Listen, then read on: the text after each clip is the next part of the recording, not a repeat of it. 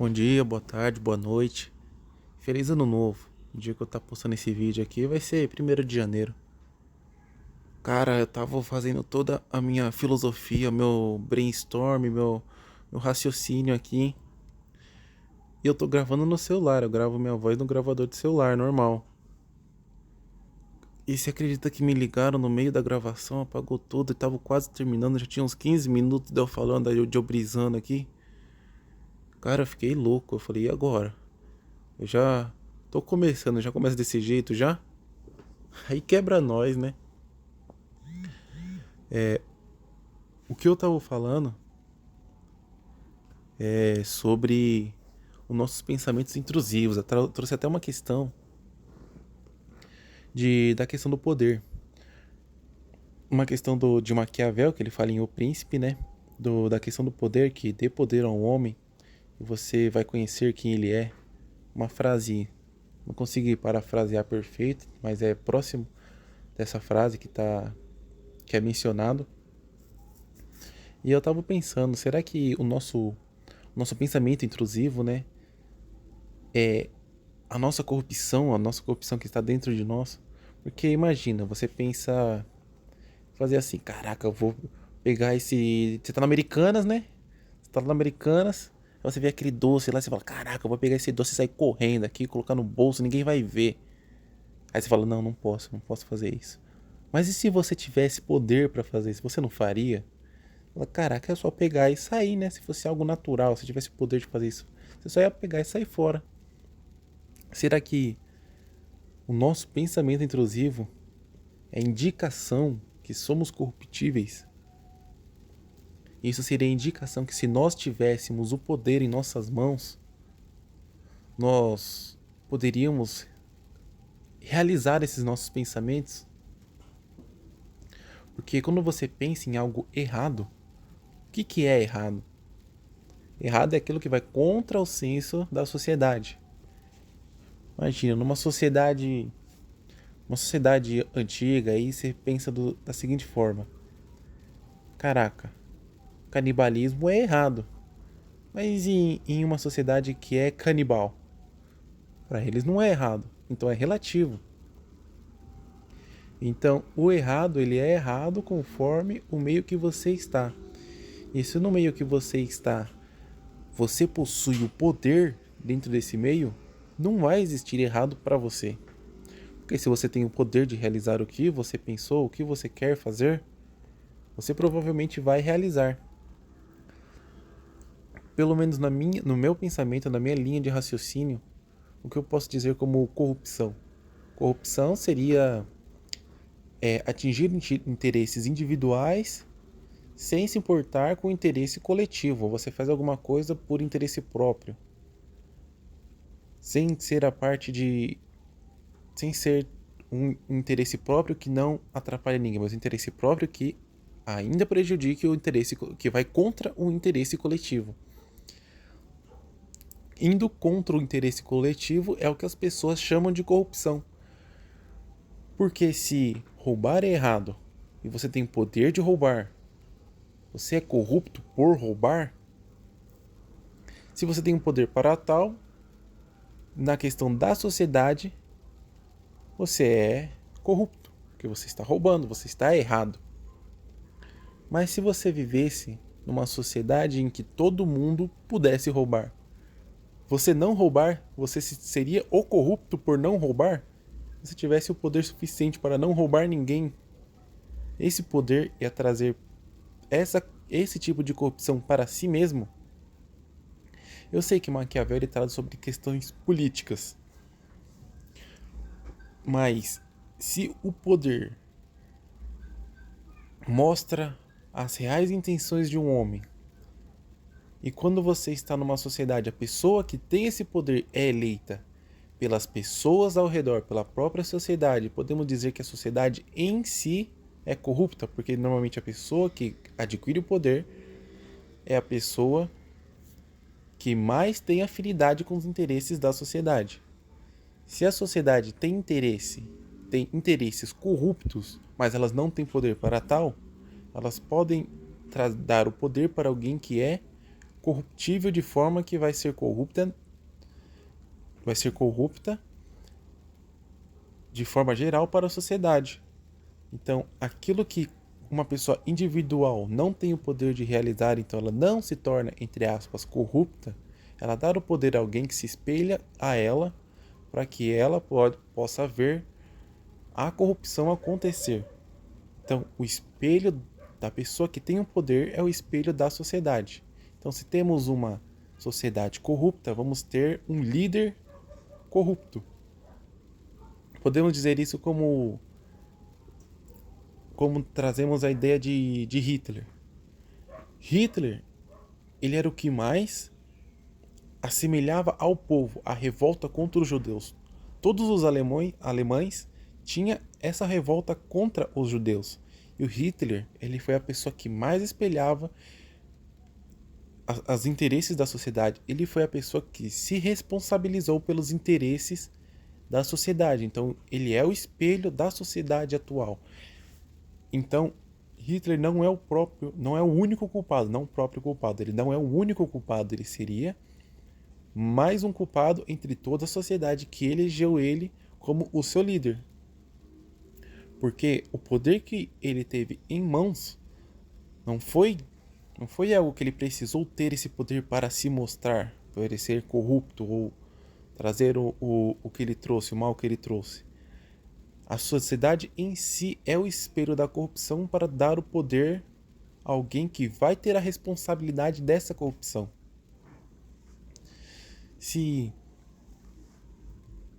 Seguindo esse pensamento, toda a corrupção que atinge interesses individuais e atrapalha o coletivo, seria o que eu trouxe no começo, seria a corrupção.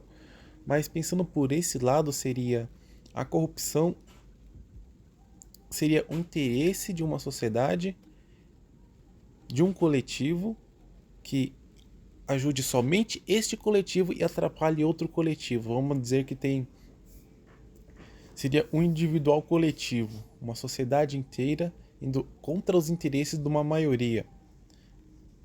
Ou atrapalhando a maioria, do que seja. A palavra não vem à cabeça agora. Mas eu digo tipo assim, de um modo que os seus interesses ou o interesse da sociedade que lhe trouxe esse poder fosse contra os interesses de uma outra sociedade que não deseja esse poder para você. Então, vamos pensar assim num bom exemplo. Vamos pensar num presidente X. Num caso que eu digo uma corrupção, seria não corrupção, seria contra a definição que eu trouxe, que seria o interesse individual daquele coletivo contra os interesses de um outro coletivo. Vamos pensar assim num presidente X. O presidente, ele foi escolhido para obter esse poder, e esse presidente escolhido, ele é o reflexo da sociedade. De modo que, quando ele se utiliza de corrupção para interesses próprios, para ele adquirir mais poder, para assim conseguir utilizar do seu poder para quebrar essa corrupção, não se torna mais corrupção nos olhos da sociedade, porque ele está atingindo o interesse coletivo. Porque imagina desse jeito, o político, ele começa a desviar dinheiro e fazer suborno para outros deputados, juízes, seja o que for, para ele ser apoiado por eles e ele assim adquirir mais poder. E no final disso, com todo esse poder que tem na mão, com todo esse apoio, ele cria uma lei que abolisse a escravidão. Estou dando um exemplo aqui de um presidente que se chama Abraham Lincoln. Ninguém lembra que ele subornou outras pessoas para que essa lei fosse aprovada. Mas todo mundo lembra que ele aboliu a escravidão.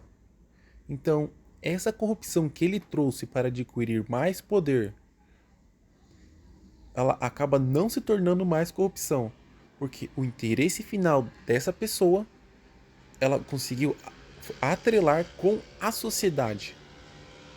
Então, aos olhos da sociedade que atribui a corrupção àquele presidente, já não se existe mais, porque no final das contas, os interesses dela foram atendidos. Agora, imaginamos um presidente que foi eleito, mas ele adquire todo esse poder, em vez de fazer algo bom, ele se torna totalitário. E isso as pessoas chamam de corrupção. Por quê? Porque ele está indo contra os interesses que a sociedade estabelece como certos, que fogem do interesse de todo o coletivo. Mas se esse totalitarismo que foi implantado com esse poder que ele adquiriu se tornando corrupto, ele faz alguma coisa para o interesse da sociedade. Ele se torna menos corrupto, ele continua sendo corrupto de forma mascarada. Porque imagine que ele faça benefícios para a sociedade. Ele vai lá, pegue todo o dinheiro, ou no caso ele detém todo o poder, e com esse desvio de dinheiro, ele faz todo mundo, ele paga todo mundo ali para ele adquirir mais poder ainda. Ele se torna o grande detentor do poder, ele tem autoridade máxima, ele é o grande Deus, assim, digamos assim, de um país. Ele já é tratado como tem um poder de Deus, ele foi escolhido pelo divino, igual acontecia antigamente, que ó, a pessoa que detinha todo o poder, ela atrelada a algum ser divino. E mesmo ela abusando do poder, existia uma tal de política de pão e circo. Não sei se vocês conhecem, mas mesmo o governante, que era representante de todo o poder daquela sociedade, ele fosse corrupto, a aplicação dessa política de pão e circo, como ela conseguia atingir os interesses do coletivo, a parte da corrupção era feita de forma que ela ficasse mascarada e as pessoas não conseguissem mais atrelar a corrupção diretamente àquela pessoa, porque por mais que ela detenha todo o poder, ela consegue mascarar isso. Então, no final das contas, podemos dizer que podemos chegar, né, à conclusão que a nossa corrupção, ou a pessoa ser corrupta, ela pode sim estar atrelada ao poder que ela detém, a todo o poder, porque ela sim pode trazer aquela questão que eu falei dos seus pensamentos intrusivos, ela pode realizar isso. Mas se minimamente ela trazer a questão do coletivo, ela consegue mascarar a sua corrupção. Então, a corrupção, ela já é parte de uma pessoa em estar inserida no coletivo. Quando ela vai contra o interesse do coletivo, ela é corrupta. Quando ela atende aos seus interesses individuais e vai contra o coletivo, ela é corrupta. E quando ela atende seus interesses individuais, mas atende aos interesses do coletivo, ela já acaba se tornando não corrupta. É um pensamento meio louco, mas não sei se isso faz sentido. Na visão de vocês, o que vocês acham que seria a corrupção em essência? Ela é atrelada 100% ao poder ou ela é atrelada aos interesses frustrados de um coletivo? E aí?